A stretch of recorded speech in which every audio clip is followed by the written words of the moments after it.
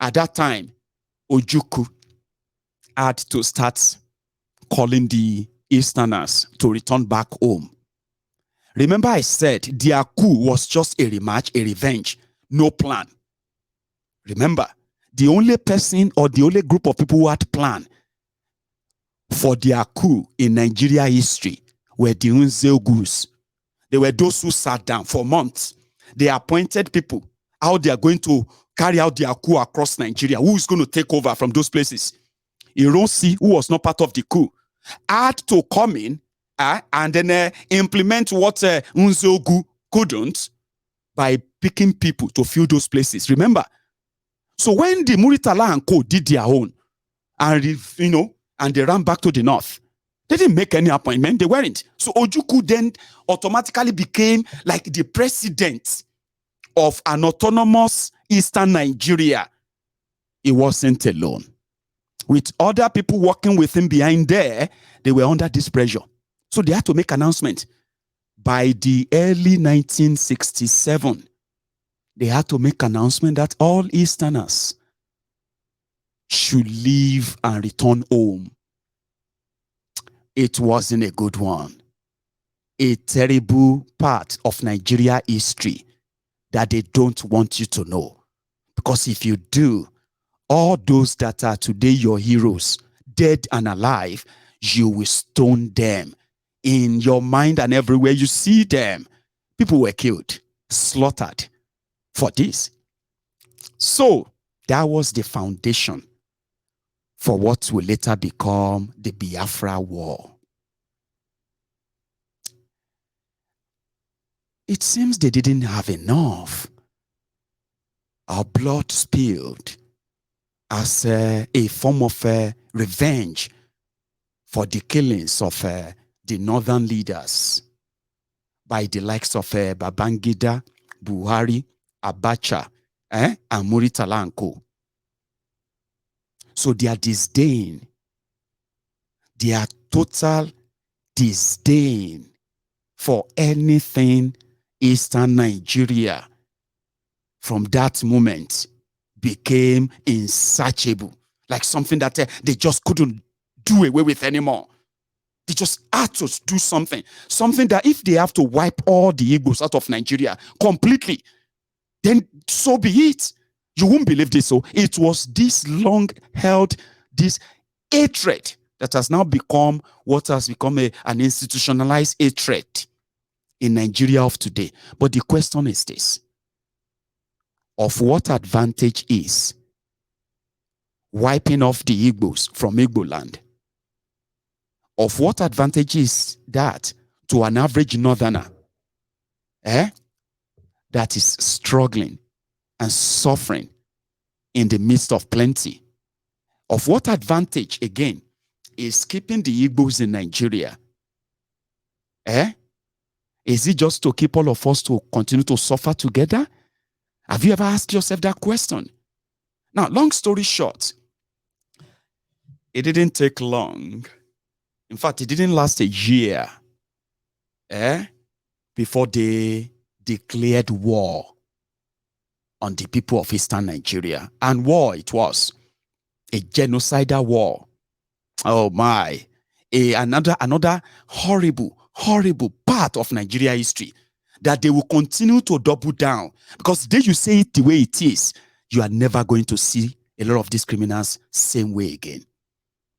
This was what brought the idea of a one Nigeria. To now break the idea of you being independent or being on your own as your forefathers, your ancestors signed up. They started creating states to segregate you, demarcate you, divide you more to what you now have today. But you know something, like I said, if you go back to your history, please don't go back to that history reading it as if to say you are going to read your ancestors as saints. Our ancestors did horrible things to themselves. Horrible things. They did good, they did bad, and they did horrible things. And it is your own sort of a right to know that. And it is also very good for you that when you know this, you don't inherit that hate or hatred. Look around you. Look at Nigeria. Look how divided Nigeria is today. What is it that they haven't tried? What? Prayers, peace meeting, national conference. What is it? What kind of government haven't you tried? The moment they change the course of a new nation, which is conglomeration of other nations, then you change the course of their destiny. And that is why nobody can really define who is a Nigerian and where are we going? Where are we? Nobody can, except those who are just going to milk your vulnerability, like those who have done in the past, that presented themselves as your leaders. I mean, people do say blacks are not racist. Do you know that? Yeah, people say that. No, I'm a black man. I'm not racist. Ha ha ha ha ha. You haven't met Nigerians, have you? I'll give you instances. Even Nigerians will tell you, I'm not racist. Okay, maybe they are tribalist. But what's the difference? Race, tribe. They are just what tells our history, our story, where we have come from. We all came from somewhere. All of us came from somewhere. So if you want to know how racist Nigerians are, and they don't admit, very easy. Some of you will listen to some of these lines I'm about to use now. And at that moment, you'll be like, oh my God. So I'm actually racist, Sha? And I didn't mean it, oh. Yes, maybe you are not. Oh, yeah, Jesus. So I am actually tribalist too. I didn't know. Let me use some lines. I am a Yoruba man and I am very proud a Yoruba man. Ijebu man. Very, very proud one indeed. But don't be surprised if you read and somebody says, oh my God, wow, I have never seen or heard any Yoruba man that is so straightforward and sincere like this man. I always believe that Yorubas are like betrayers. Yorubas are very cunning. I don't really trust Yorubas because you are not Yoruba. But if they say you are racist, you're going to rebuff it. No, I'm not. I mean, Yoruba. I have Yoruba friends. I have Hausa friends. I have Fulani friends. Oh, my dear sister, look at me. You are a racist person. You are tribalist. There is nothing wrong in that, by the way. But it is just the level of condescending in the tone and mind. No matter how, don't pretend. Don't try to be a nice person. I mean, I said it nice. I didn't say horrible. No. That particular one is a racist statement. It is just the same thing like a white man or a white woman admitting and say, wow, oh dear, you are the most intelligent black person I have ever listened to. Honestly speaking, you changed my mind about black people. Really? Or you look around and you're like, oh my God, Uche, you are the first honest Igbo man I have seen in my life. Okay. How many Igbos have you met in your life? Well, not many, but I've heard a lot about them. My dear, you are racist. Yeah, you are. And listen, when you say those things, some of you are saying them from the position of sincerity sometimes, or position of scorn, or position of hatred that you are feigning and disguising as just being honest. I'm just being honest now. I have never seen an intelligent Aboki before. In fact, this is the first time I'm hearing an intelligent Northerner, a sincere Northerner. This is the first time I'm actually hearing a very honest Muslim. This is the first time I'm hearing this or that. Those are racist remarks. But in our climb,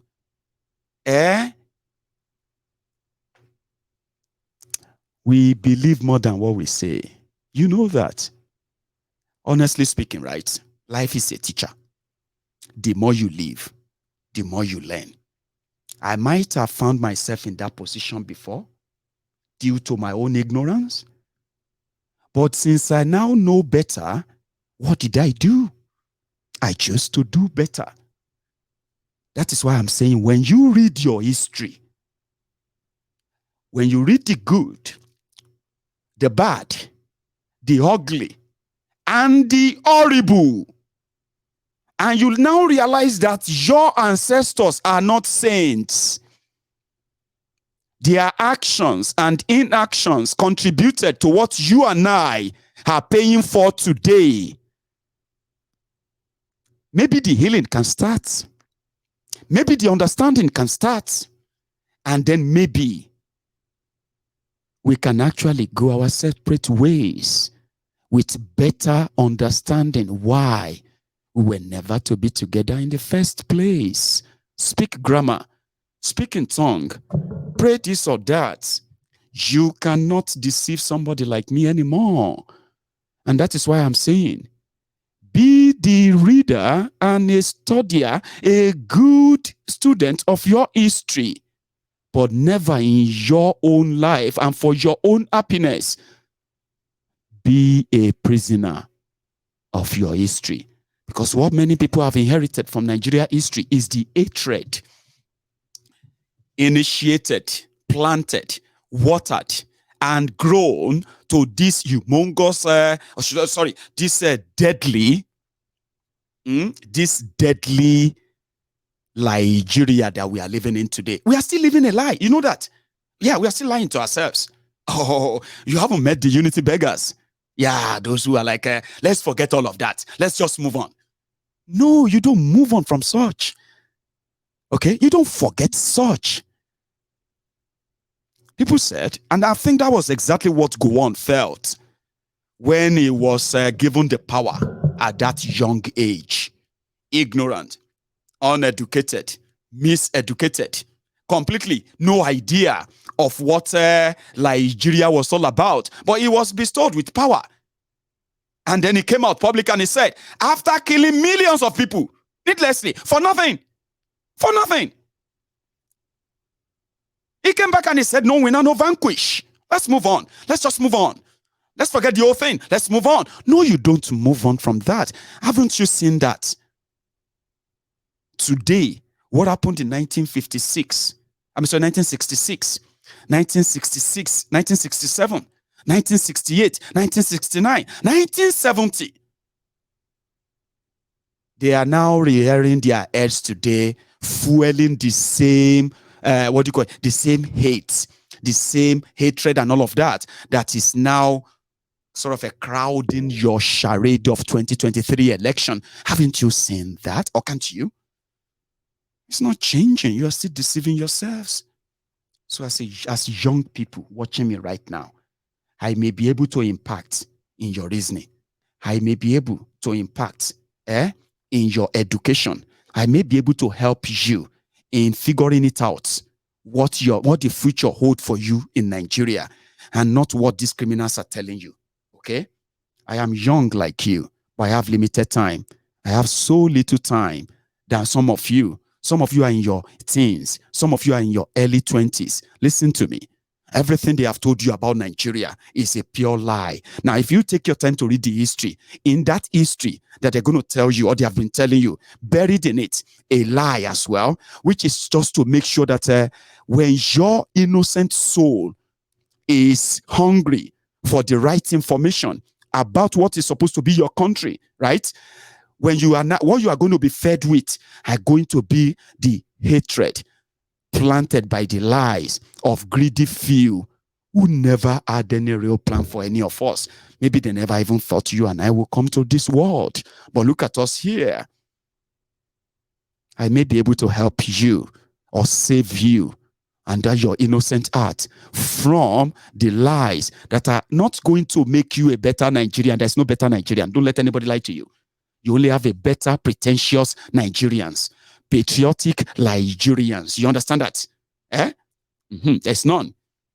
So before they now pollute or before they further destroy that your mind with further lies that makes you feel like maybe you have a chance, maybe you have a role to play. No, you don't. The only role they have for you is a role to further this madness, and you are going to be the victim of it. So in your history, where they have buried lies to poison your mind, I am here to say this to you. It's all pure lies. And lies only end in one thing: regret and death in some fatal situations. So here we are. Those who planted this seed of division, some of them are dead. Some of them are alive, but they are like half dead too. You are going to live here. You're going to be in this world, the world they created. Do you really want to live in that world with a lie? So the truth of the matter is this. Nigeria may be a country, but it wasn't meant to be one country. And that is the truth. And that is why those who are like unity beggars of today, yes, we call them unity beggars. Let us come together and unite. Let's forget all these our differences and just be our brothers keepers. Let us pray to God to come and save us. Don't listen to them. Don't. Please don't. You need to listen to your conscience and your mind, which says what is wrongly forced and wedded together. Like your Bible says, right? Can two walk together except they agree? Ǹjẹ́ ẹni méjì lè arìn pọ̀ bí láì ṣe wípé wọ́n rẹ́? Ahmed will come back here and speak the Hausa for me. And then I'm going to wait for Ken to help me speak the Igbo, or any other of my Igbo brothers here who help me say that. Can two walk together except they agree? Talk less of 3. Talk less of 4. Talk less of 257 ethnic nationalities except they agree. So don't listen to whatever anybody is telling you, whatever, right? It is called kicking the can down the road. Kicking the can down the road. Do you want to know another shocker? The people that brought us to this stage, starting from Muritala, Obasanjo, Gowon, Buhari, Danjuma, who else is there? Babangida, Sonny Abacha. It will shock you that they were actually in their 20s and in their 30s. I'll be right back. Major Nziogbu, can you please give me an account of the night of the coup in Kaduna? Well, it's rather something like the longest day. We started this off on the night of the 13th of January when a night exercise was planned by the military college, which I command. We took our troops to the ground and taught them how to do night attacks. We didn't tell them what we were planning for, but at the end of the exercise, we took them out and showed them various places where they were to stand and just remain in their vehicle. Next day, we went out again for the same type of exercise, and at the end, we issued them with ammunition this time, live ammunition, and told them that they were going back to the same place as they went yesterday, but this time they were to get certain people. And they were with you, were they? Oh, of course they did. Oh, they all supported us. Did the Sergeant owner himself attempt to fight? Well, no. We didn't see him until the time we actually shot him. He ran away from his house when we fired the first few shots of anti-tank gun. That was Kaduna Nzogu speaking there. Right. So which I was saying that those who contributed to this were in their so young ages at the time, and they took us through this roller coaster journey that I've seen millions of people slaughtered. Somebody is talking about what do you call it? The coup plotters, something like the coup plotters were going to release Awolowo from prison, and they are going to make him the prime minister, and the rest of that, is part, no, that wasn't true.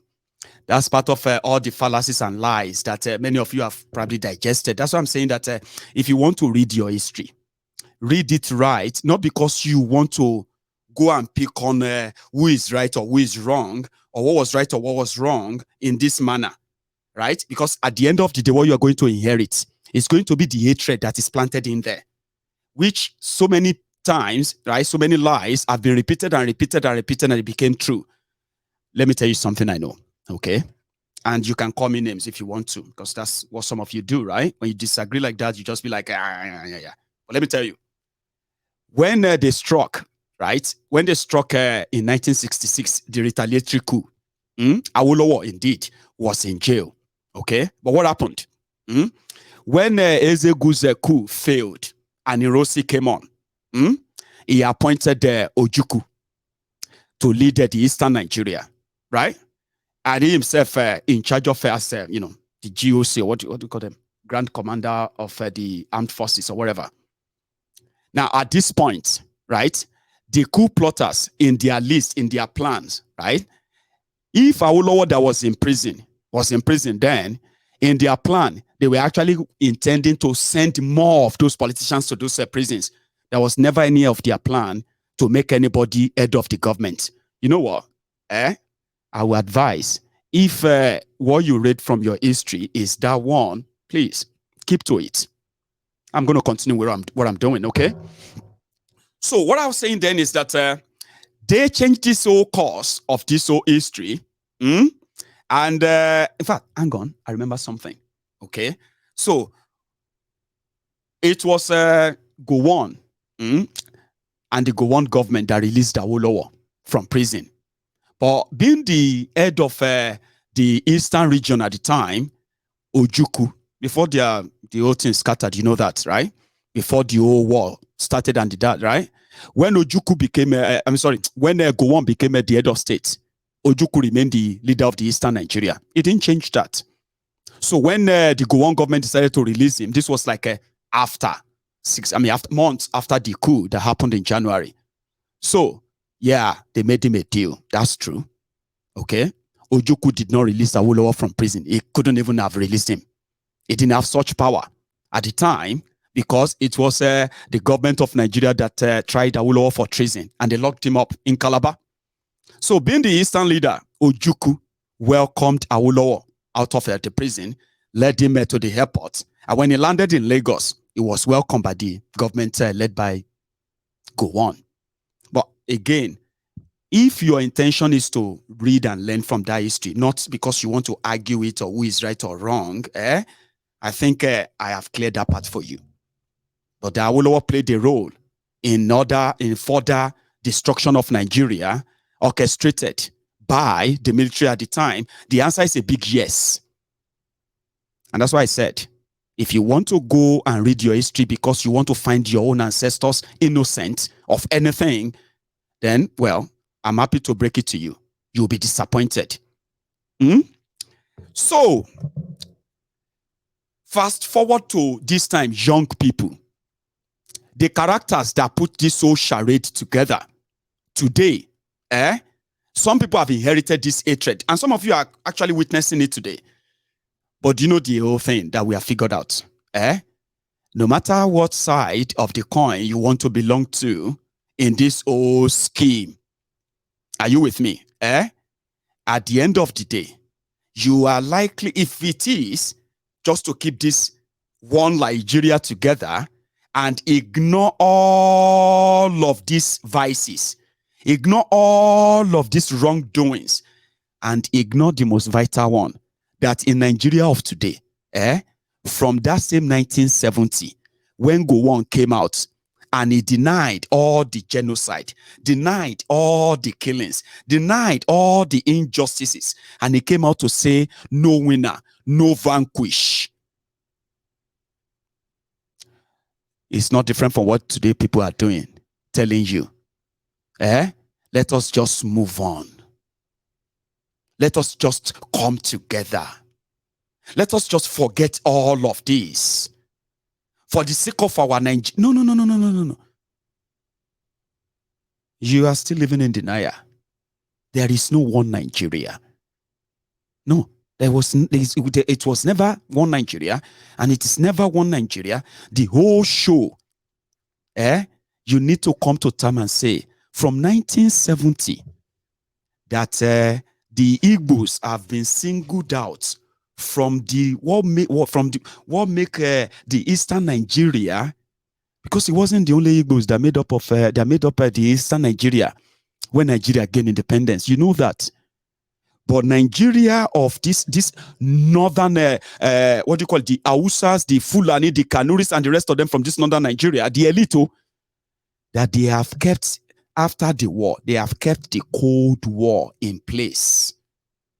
Igbos are to be economically subdued. They are to be politically subdued. They are to be, security-wise subdued. By all means, they must remain targets of all that Nigeria want to use as scapegoat. It is called Cold War. Today, some of you will say, and it's nothing. They are just like, they always like to claim victim. Why won't you say that when you actually didn't see them as one? And I've actually told my Biafran brothers and sisters anyway a few times or many times that all this I'm saying is not to, I'm not saying all of this because I want to make you feel good. I'm saying all of this because they have to be said. People need to know for real what happened. Yeah, they should. And they deserve to know, especially young people, from feeding on these lies and then furthering this hatred, division in a way. Yeah? Or in so many ways, rather. People need to know. I have figured it out that even the northerners, that they are made to believe that they are privileged in Nigeria, they are this or that. They are not spared from this old destruction. You know that. I figured it out that it's not about them. When they are flying those cards, I'm representing Igbo, I'm representing Yoruba, I'm speaking for my people of northern Nigeria. It's all lies. Lies. None of them is speaking for you. None of them is representing you. You are just their meal tickets into the dining table of Nigeria, where they are sharing your destiny and all that, your commonwealth. I figured that out. And that's why when I speak out like this, it is to help young people to understand Nigeria better and should stop listening to unity beggars. Unity beggars are deniers. They are deniers of all of this. Nigeria denied that all this happened. And whenever they want to acknowledge it, they will say Military Remembrance Day. What the hell is Military Remembrance Day? They were celebrating the day, right? That the first coup, the second coup, and the subsequent coup. Nigeria never fought war. Nigerian soldiers never fought any war to defend Nigeria anywhere. Well, yeah, they sent them as a contingent to ECOMOG contingent. That was West African, ECOMOG soldiers. Nigeria never fought any war with any of our neighbor since before or after independence, ever. When it was time for Nigeria to defend, for the criminals in Nigeria to defend Nigeria in Bakare Peninsula, Gowon gave the peninsula to Cameroon. Yes, he did. You don't know that. Yeah, the peninsula that Obasanjo finally came to resign again and gave to Cameroon. It was Gowon that first gave it to them. What do you think? Why do you think they divided the Eastern Nigeria to all the names you are hearing today?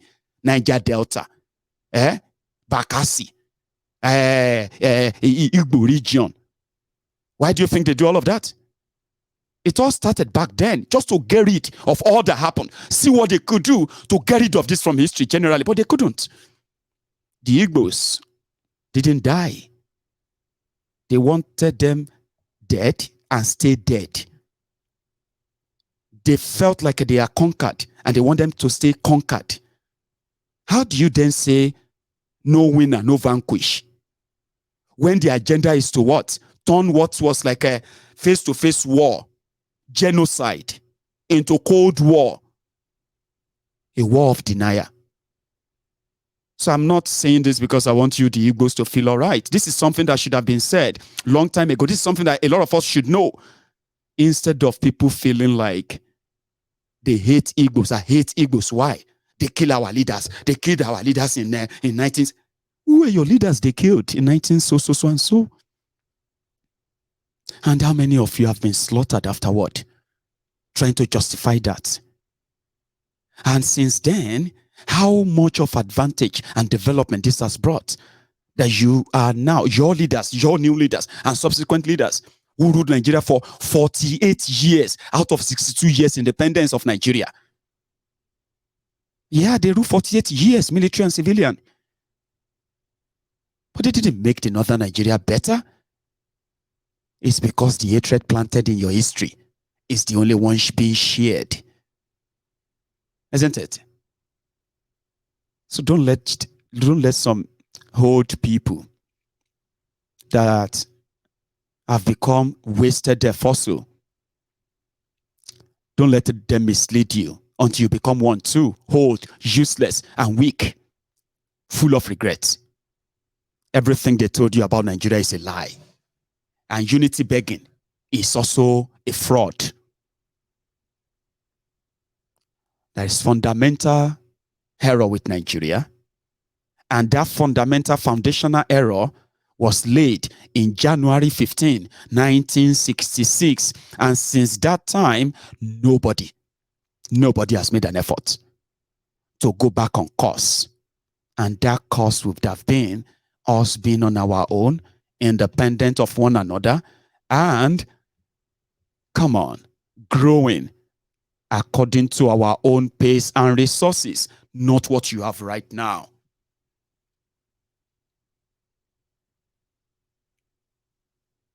So I just thought I should know. You should know. If you have read Nigeria history many times, and you have read what they did to one another, and then you look around to what is happening today, in my view, if you are castigating yourselves and then holding yourselves in this hateful kind of mindset, I don't care, just this is for everybody. But when you pay attention very well, those who planted this seed, they did so because of their own personal, selfish, greedy, political survivor, which now transform into what we are now dealing with today. A lot of us are going to still kill ourselves in order to prove to ourselves that we are more superior to ourselves. But we can save ourselves from all of this. Our children, generations yet unborn, we can by being honest and say, listen, there was never a one Nigeria. There's no treaty. There's no treaty anywhere that people signed and said, we are coming together to be one under this arrangement. Until that happened, Nigeria is just it's just fake. And this has nothing to do with you being patriotic or not. This has nothing to do with you hating Nigeria or not. This is the reality. This is our life. This is something that has been taken for granted for so long, and due to our ignorance, poor education, miseducation, which are all deliberate, we are fighting the battle. That those who started them are long gone and dead, simply because we can't say the truth to ourselves. We will rule you, we will control you. Nobody's going to rule anybody or control anybody. That's why there's no unity. And you can't get unity by just wishing it. It is by justice, giving justice. I'm talking about justice. Nigeria will never give justice, but that won't stop people from demanding it. The division, the hatred, the Cold War against the Igbos made, even as hidden as they are, made Nnamdi Kanu a darling to those who have read their history genuinely, and those who are hot, who are so hungry with what Nigeria did to them, and Nigeria live in denial of it, and Nigeria continue to say, forget about it. You are just you mourning lazy clowns. They are not clowns. When they say millions of people died, they're talking about humans, people whose own the survivors are today. They're never going to forget, and Nigeria is not going to admit. So if that's not going to happen, somebody said, then let's go our separate ways. Igbos can't be your president. Have you asked yourself why? Your parents said they can't. Your parents said they can't be the president of Nigeria. But your parents also said if they try to leave Nigeria, Nigeria will kill them. Are your parents not mad? It's a question. No, I don't care about your parents if you are one of those who have that mindset. Oh, think about this. They said they will not, and they will no longer be the cannon fodder for Nigeria anymore. Ethnic cleansing, ethnic profiling, yeah, genocide, ethnic genocide.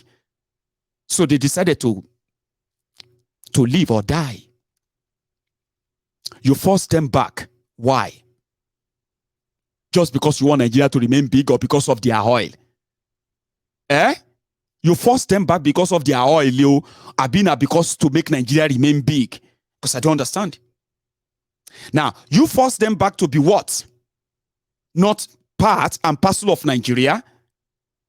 To be questioned? To be suspected? Then why do you want to keep them? See, in Yoruba land, there's a saying, they said, ẹni tí o bá fẹ́ bá rìn má fura sí o, ẹni tó bá ti fura sí má bá rìn o. Loosely translated as whoever you want to make your friend, don't suspect him. And whoever you suspect, do not make friends with him.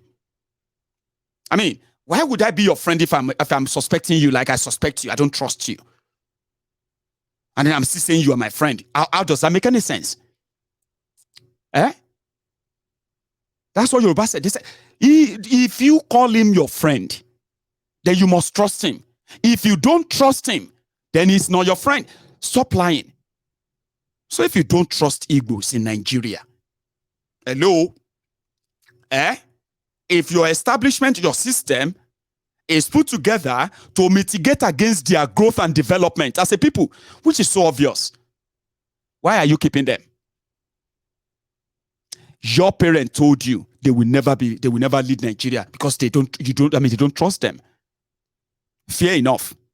That could make sense if you are not forcing them to remain as part of Nigeria. So Nnamdi Kanu became a darling to those who know the truth. They would not going to live the lie. And that's one thing about knowing the truth. Once you know it, you don't want to live the lie again. It's going to be like you are just injuring yourself. You are hurting yourself. You know the truth, but you just have to put up a lie. You see, when you see people who are faking life out there, Baba, you have no idea of the kind of suffering they are going through. Putting up a face, pretending that you are what you are not, pretending that you are part of something you are not. You're never going to be happy. Will you? So there are people like that, and they are in their millions. I'm not saying that 100% of Igbos want Biafra, but you are also not going to say that 100% of Igbos don't want Biafra, because you don't have the figure. They are listening to him. The injustice in Nigeria continues. Okay, even with all of the old power this, power that, muzzle this, muzzle that, they took him to their court. He defeated them there. They deny him that justice. And some people are preaching unity. Show Jorawo, they look alike. It's a simple thing. But just yesterday, Soludo came out to say, please, release the Nnamdi Kanu. Court says he should be freed. Bakare, who happened to be one of those who carried out the coup, the rematch of 1966. Bakare, that was part of those who staged the pogrom against the Igbos in northern Nigeria and across Nigeria 57 years ago. Is keeping another Igbo man because that Igbo man is demanding for Biafra. It took him to court, his own court, because Bakare is now the president. It took him to court. His court said he's committed a crime by kidnapping him. Free him, let him go. Bakare said no. Injustice. Because they are looking for an opportunity to stage another one before they die. Possibility of using, now, they control the military, they control everything. Possibility of mobilizing their weapons and all of that, and then turn the Igbo land into the rumble. Into rubbles. Same thing they did in 3 years. And without any, would you believe this? 52 years after the end of Biafra War, there is no single federal government project. They say when we say federal, built by federal government in Eastern Nigeria. Not single one. Can you believe that? I don't believe. You see, I told you, you need to read.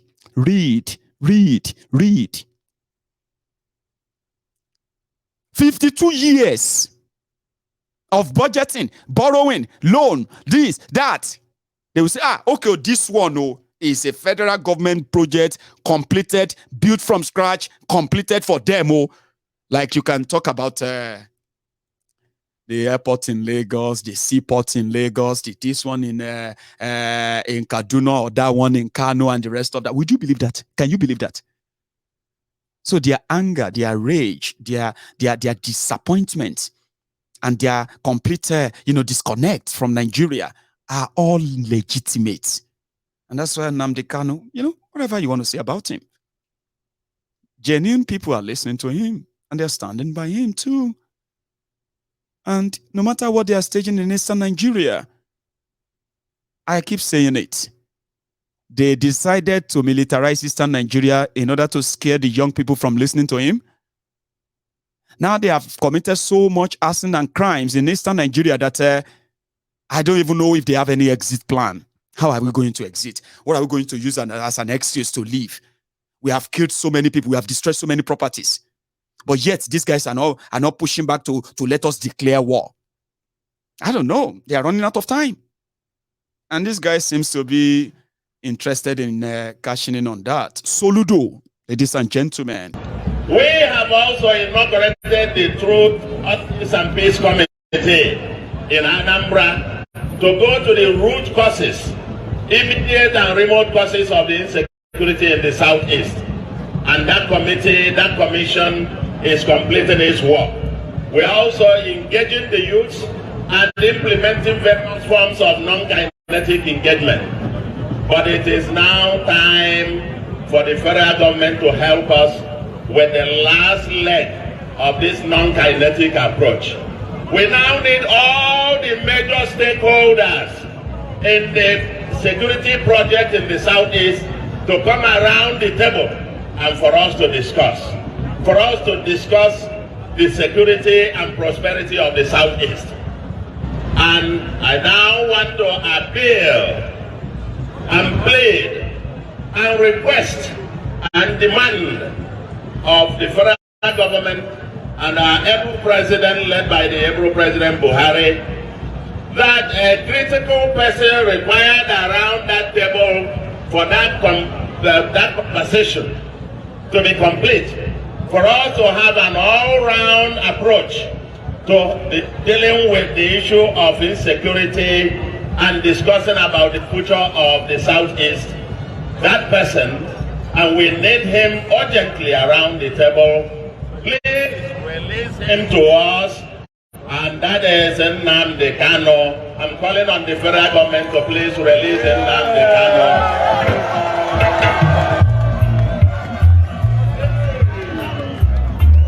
I'm calling on him to release Nnamdi Kanu.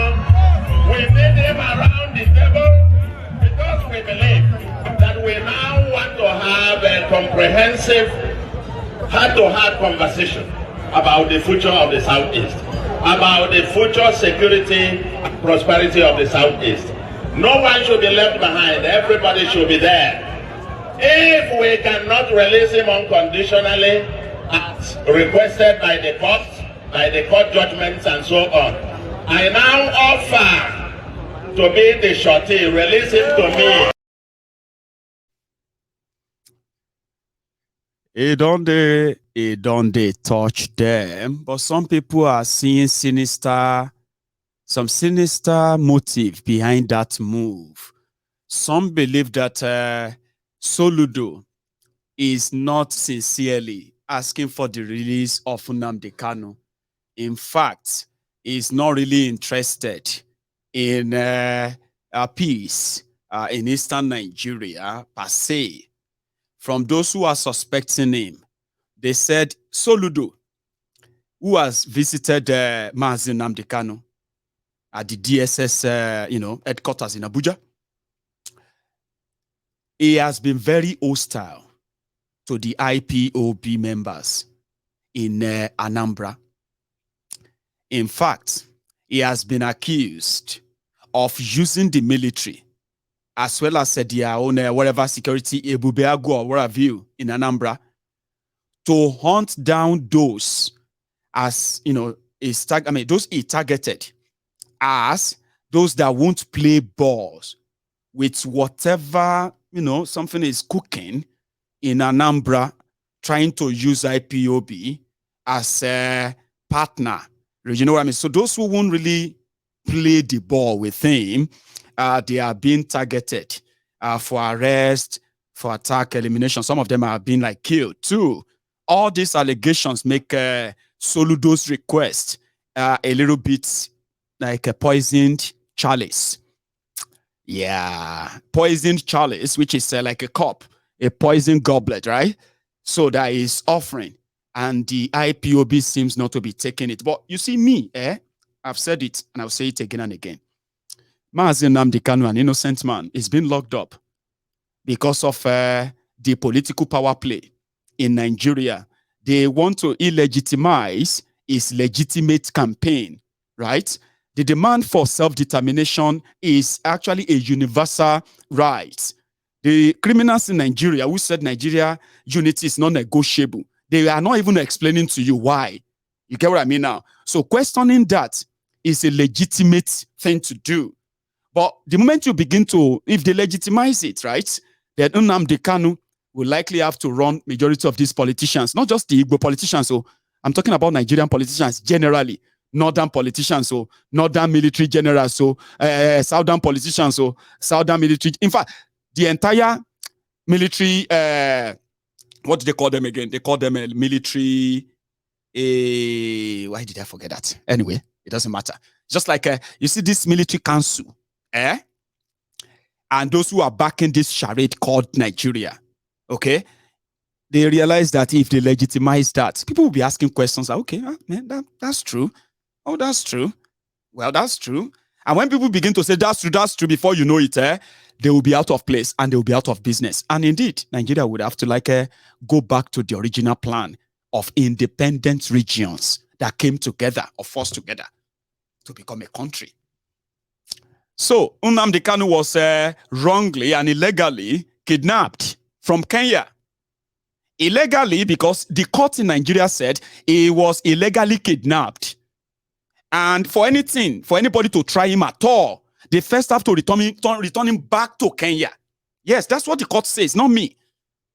The court says return him back to Kenya. And then in Kenya, then do the proper thing. If you do the proper thing and bring him here, we can then try him. As at today, there is no court that can try Nnamdi Kanu. No court. Any court that tries it is illegal act. Yes, and Boko Haram is illegal. Injustice in Nigeria is exactly why Nigeria is breaking apart. So Soludo begging him, I want to be his shorty, and all of that is a Nigerian way of saying, beg your oppressor, prostrate for them, give them a deal. And some said it's actually not in good faith. They said he's doing it to make sure that he knows if Mazi Nnamdi Kanu is out, right? He's likely going to influence the election by telling the Biafrans not to vote. And once he says no vote, then Obi will be affected. A lot of people are saying a lot of things, right? But I don't care about what you are saying. An innocent man is being locked up in the scheme of this whole thing. He is being locked up illegally. Listen, I've told you, I said, you may not like him. You may not like what he has said. You may actually hate him. Nigeria can make you hate him, right? Fine. But do you know that liking him, not liking him, all of that, all of them didn't make him, all of them will make him a criminal. No matter how much you want him to be proven to be a criminal, listen, that you want him to be proved as a criminal or to be convicted for anything at all, doesn't make it legit. Honestly. Look at all the things he said. Mayegun, let us be honest. Listen, it doesn't matter what you think anymore. This guy was presented in your court. They charged him for all those things you are talking about. And the court said they are inconsequential. They are absolute nonsense. And we're not going to listen to them. They can't jail him. And that is a fact. So keeping him there is illegal. If Nigeria is breaking apart because of injustice, now here you have a golden one. An innocent man locked up by Nigeria. Do you really think that that's going to bring a unity? Of course it won't. No matter how much you live in denial of that. So yeah, they have to beg. Let's go and beg our oppressor. Say, sorry sir, you are going somewhere. They say somebody slap you. Bah! Say, wait till I do, wait till you slap me. Say, that person is soldier. But I didn't do anything, sir. Soldier, you slap me. Say, kneel down and say sorry. Say sorry. You don't they call a soldier, you don't they call barrack. If they carry you from here in a barrack, say sorry, maybe they go. Sorry, sir. I'm very sorry, sir. I'm very sorry, sir. God will judge you. God will judge. Guys, don't let him hear you. That's the kind. Let us go and beg a criminal for keeping an innocent man in jail. An innocent man that if he should come out right now, even all of you that are fighting Bakare because of injustice, because of this or that, because of what they have done to you, because of what the Shege Nigeria have made you see, right? Some of you are also like enablers of your oppressors. I remember how sad a lot of you are when they said that Nnamdi Kanu should be freed. Soludo seems to be pushing, and his prayer should be answered. I don't give a damn. Even if not devil go release him. He's an innocent man. He's done nothing wrong. He's confessed his mind and he's spoken his mind. And the freedom of speech, of speaking your mind, means if I say something wrong, take me to court. You don't lock me up and jail me and say, yeah, because of what you said you are going to do. That's not how the world works. So if Soludo is going to get Nnamdi Kanu out tomorrow, obedient, you will deal with it. Don't worry yourself. Your own whatever right you are fighting for should not be or should hinder the freedom of an innocent person. Mayego is not innocent. Who are you? Judge Shukuka? Abi Justice Bolaniwa? Where is your court? Or you are part you the craze. Injustice in Nigeria is for everybody. Now, because all of una, sometimes, that's why I said you love your oppressors differently. Some of you, you are not against injustice. You are not against, what do you call it? Corruption, nepotism, and all this. You are not really against them. Yeah? The only reason why you are against oppression is because you are not the one doing the oppression. That is why a lot of you are waiting for the day you are going to do your own oppression. Justice is blind. Our Lady Justice is blind. Okay? It doesn't see you as a man or a woman, a Christian or a Muslim, a male or a female, yeah, man or woman, rich or poor. Is this. Nnamdi Kanu defeated them in their court. They lock him up. That is illegal. Do you understand that? Where your own right stops is where another man starts. Remember that always. And Soludo shouldn't be begging Bakare. But if they have to beg the devil, free the honest man, free the innocent man. That's it. Then deal with the rest of your own struggle. Face it. You don't lock a man up and say, yeah, it's because he's good.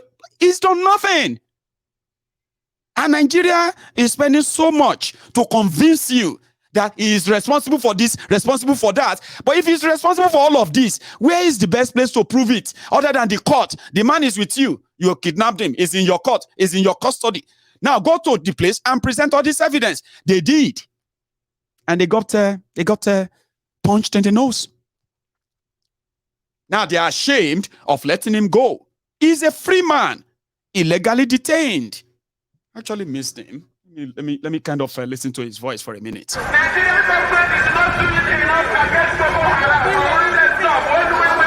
name is Nnamdi Kanu, and the reason why we're here today is to protest the killing of innocent women and children, and men for that matter, all over Nigeria, especially in the northern part of Nigeria.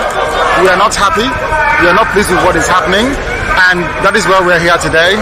As you can see, there are a lot of Nigerians who are protesting about the killing of families, people who are determined to tear the country apart violently, and it is not something that we support. It is not something that we would like to see continue, and we are here today to send a clear message to the Nigerian government through the High Commissioner that what is happening in the country is unacceptable, and we cannot accept it. If that continues, it will lead to the violent disintegration of the country. There will be no more Nigeria for anyone to go to. There will be no Nigeria for anyone to refer to. In fact, what is happening in Somalia today will be like a tea party. So we cannot allow this nonsense to continue. Something has to be done. And the consequences of the actions of terrorism in Nigeria must be driven home to the people, so that even the terrorists themselves will be able to understand that there is no mileage in where they're going. The only thing they can accomplish is the breakup of Nigeria. If they think that they can cower people, if they think they can force people to be coerced into a religion which is not theirs, then they are clearly mistaken. We are asking for peace. We are asking for people to get together. We are asking for everybody who loves Nigeria, who is associated with that country, to please prevail upon terrorism in Nigeria so we can bring it to an end. That is why a multitude of Nigerians are gathered here today. Those of us in the UK are determined to work with the government for peace. We are determined to work with the International Community for peace. The one thing we cannot stomach is a repeat of 1966. What is happening today in Nigeria was the reason why Nigeria fought a bitter civil war for 3 years between 1967 and 1970. If this continues, there will be another civil war in Nigeria. And this time around, no place will be safe in Nigeria. This time around... He was right. We are not fighting war, but thousands of our people are dying almost every month. I'm not joking. Thousands are being kidnapped. Ransoms are being paid to people that are more powerful than the Nigerian defense system, the Nigerian defense agent or whatever. But that guy is being locked up because he said they will fight with the last blood and they will defend themselves against Fulani terrorists. He brought that to our attention. But they want you to hate him, do all of that. He's been locked up for almost 2 years now, illegally. And Nigeria continues to go down terribly. So he's not the source of your problems. He's never the source of it. He's actually part of the solution. Part of the solution. So a few days ago, they said that Pastor Bakare don't retract his endorsement of Tinubu. Why? What happened? What happened to Sir Bakare? Suddenly, I mean, just 2 years ago, thereabout, he was telling us about Tinubu and his exploits, how great and all that. Then he ran against him too in their APC, Egbekegbe's primaries, where he paid 100 million naira for the form, Pastor Tunde Bakare. And he got 0 votes. I'm so sorry. Are you not allowed to vote for yourself in an election? I mean, I would think that you are allowed to vote for yourself in an election. Yeah, election you are participating in. You vote for yourself. Pastor Tunde Bakare paid 100 million naira for 0 votes during APC, Egbekegbe's primary. I didn't even know he was a member. Then I saw a video, right? I thought, oh, it must be. I mean, Pastor, we thought we are all like trying to save Nigeria group, save Nigeria. What's happened? Why you go pay 100 million naira for APC form? They say, you don't forget saying don't be Bokwari's deputy before. They say, oh. The Bokwari that introduced himself as Ladies and gentlemen, I am Muhammad Buhari, and today I am 69 years old. And I am sure I don't have...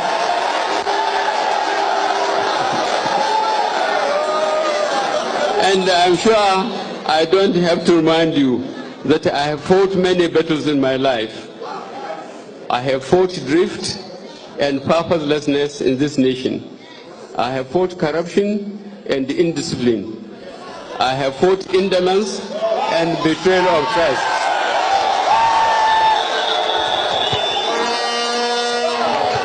I have fought the Nigerian civil war and struggled for the unity of this country in many other ways. I I have had the fortune and privilege of managing national resources in various capacities. As a military commander, as a state governor, as a minister of petroleum, and as the head of state of this great country. And in all that I have been and done, I have never touched a kobo of public funds. Ole. He's a thief. Oh. Don't believe that. Oh. That's why he said he was surprised that Gandola, the Kanu state governor, the Babariga mobile banking CEO of Kanu, Gandola, that he collected dollar bribe by himself instead of sending people. That's it. I have never taken a kobo. And he was the principal to Pastor Tunde Bakare. So Satuna decided to try his luck because when Bokwari first tried to be president of Nigeria, he picked an Igbo man. And this was in 2003. In 2007, he picked another Igbo man. It didn't work. In 2011, he picked a pastor because they are calling him a bigot. Bokwari is an Islamic bigot. Is this and that. To prove that he's not going to be a bigot, he picked a pastor. And that pastor happened to be Pastor today, Satuna Bakare. Yeah, pastor. Then pastor realized that, come, what is your problem, all of you, including me? Baba was talking to me. You, especially all these you Yorubas. Hating on Tinubu. Tinubu, what do you want to do with his background? What is all this nonsense? But I was I'm not sad. No, that would be a lie. I don't like to lie. I wanted to say, I can say it's a shocker when Pastor Tunde Bakare today called the answer, who killed Funshaw Williams? Who killed Bola Ige? What happened, sir? Waiting change. Muslim ticket is an evil. Pastor Enisuru now. You forget when you told us this one? I was there all along ago. Where they listen say, well, Pastor, just pray, say, may God forgive me, if I have done anything wrong, because I just believe that Tinubu is a criminal. And because Nigeria is a crime scene where criminals are always rewarded, depends on the type of crime you got yourself involved in. So they could get away with anything. So, Pastor, if I am one of those sinners who are questioning the genuinity of Tinubu because of what we know, then I'm a sinner, I'm going to hell. Just pray for me. Because I was sitting there that day when Pastor Bakare was preaching this. You won't believe it. At this juncture, I have a word for some Yoruba people whose stock in trade is nothing but a rancorous noise characterized by bitterness and resentment about the ancestors. That's why he called us. For asking questions. For asking questions. He called us names. Rancorous hatred. Now, Oyinbo pastor, they speak. For asking questions, sit back, man, go make another tea. It's a long video. Listen to this. Then we'll come back and then we'll ask, what changed? Satuna, what changed, Joe? Or listen to this again. At this juncture, I have a word for some Yoruba people whose stock in trade is nothing but a rancorous noise characterized by bitterness and resentment about the ancestry of the former two-term governor of Lagos State, Asiwaju Bola Ahmed Tinubu. Hello. Carry your story.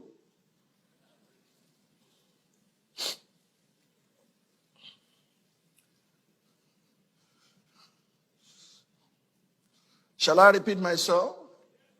I say I have a word for those Yoruba rancorous elements, noise makers who had not achieved as much as Asiwaju Bola Tinubu had achieved, but they are always querying and worrying themselves about his ancestry. His trade users are quick to tell you he's from Iragbiji. That's where Jeffrey came from. That's where he fled to. Oh, he's from Iragbiji in Osun State. He's not from Lagos State. as if that will resolve the issues that we face today. Please hear me loud and clear. Knowing the name of Asiwaju's biological mother or father or his place of birth cannot put food on the table of the hungry or create jobs for the unemployed and the unemployable. Despite his growing up challenges, the dents and the detours of his life, he, like Jephthah in the Bible, delivered Lagos State and nearly all the southwest states from the onslaught of the PDP from 1999 to 2007.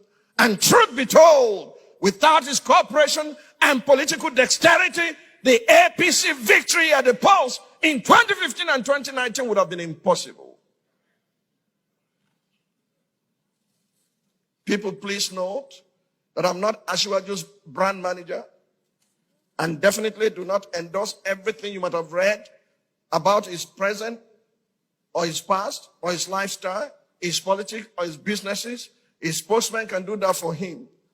All I know is that just as every saint has a past, every sinner has a future, and the best of men are still men at the very best. Frankly speaking, I'm not very sure that many of his trade users would have survived if they had gone through the vicissitude of life that Asiwaju Bola Tinubu went through. Therefore, those who are envious of him and those who desire to take his past lot should stop their useless talk about him and busy themselves with what can add value to society. Furthermore, no right-thinking person would describe himself as a self-made man. In the words of Judge Matthew Adams, there's no such thing as a self-made man. We are made up of thousands of others. Everyone who has ever done a kind deed to us or spoken the word of encouragement to us has entered into the makeup of our character and of our thoughts as well as our success. I think this was the basis of the relationship between the late Iyaloja Abibat Mogaji and his adopted son Asiwaju Bola Ahmed Tinubu. Therefore, the latter calling the former his mother is not only proper, it is also honorable. It is those demonizing their mother and son relationship that should find something profitable to do with their time. What's going on, Christian? What's going on, Christian? What's going on? Everybody looking propoye. Yes. Everybody looking propoye. Everybody looking propoye. Yes. Everybody looking propoye. Everybody looking propoye. Yes. Everybody propose. Yes. Don't be shocked. Because all of us, we pastor, they throw punch. They throw water at, eh? Baba said, don't go wear suit. That was Agbada. Now Baba don't go wear suit. Change them for all of us. Oh man, who killed this or that? That's what he's asking, oh. Pastor Bakare. Ladies and gentlemen. Politics of elimination. When we think of the politics of elimination, we remember our nation's unresolved political assassinations and the lingering questions they elicit. Who killed Funshaw Williams? Who killed Bola Ige? Who killed Marshall Harry? Who killed Victoria Chintex? By eliminating opponents, the practitioners of the politics of elimination deprive the nation of leaders who are, more often than not, better than themselves. Number 10, politics of entitlement. This is the Milokon type of politics that insists on one's turn even if circumstances do not align.